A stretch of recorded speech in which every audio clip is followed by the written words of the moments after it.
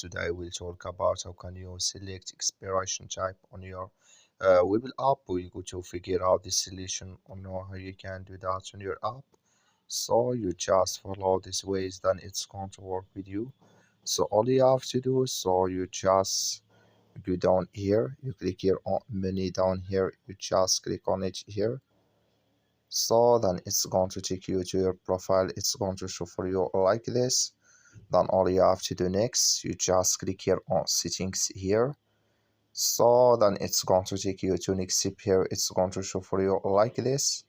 Then you click here on options, this settings, you just click on it here. So then it's going to take you to this list. It's going to show for you like this. You go down here, click here on experience type. So then here can you select if you want to disable this here or enable it like this. So that's all you have to do. That's all. Thank you for watching.